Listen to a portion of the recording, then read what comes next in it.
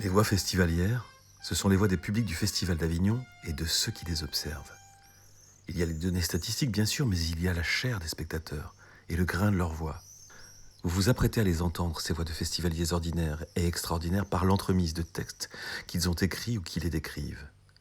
Ces textes sont des sociogrammes, des extraits de thèses, d'ouvrages, d'entretiens et de notes issus des cahiers d'observation des chercheurs présents sur le terrain du Festival d'Avignon depuis plus de 20 ans. Ils nous racontent comment des spectateurs prennent place et prennent leur place dans l'espace festivalier.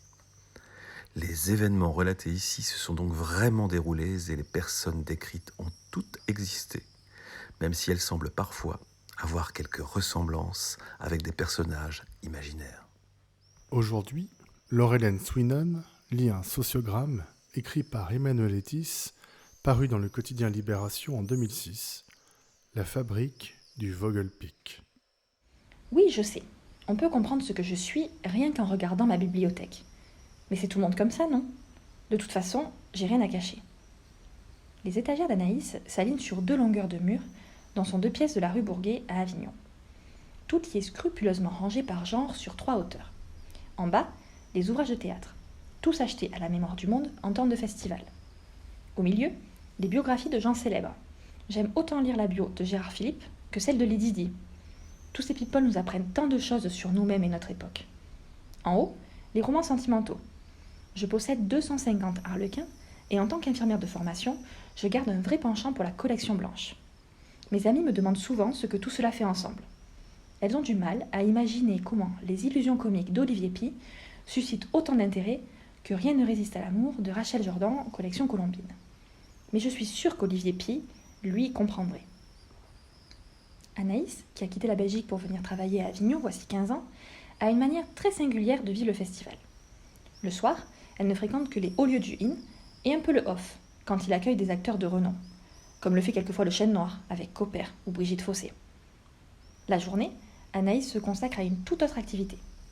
En effet, lorsqu'elle repère un comédien qu'elle aime particulièrement, programmé dans un spectacle, elle tente d'observer très scrupuleusement comment celui-ci prend ses quartiers d'été à Avignon.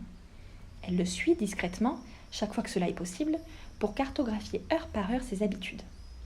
Très vite, ils ont leur routine, fréquentent les mêmes endroits tous les jours, vont acheter leurs journaux chez le même marchand, mènent une vie d'Avignonnais. C'est une ville qui force à cela.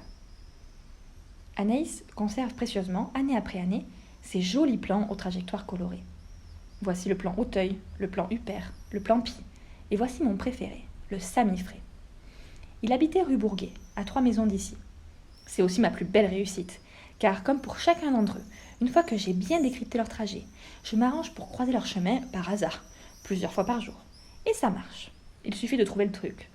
Il y a toujours un moment où ils vous reconnaissent et vous abordent, pour une raison ou pour une autre. Pour Samy, il ne restait plus qu'un seul exemplaire de son magazine préféré chez le marchand de journaux.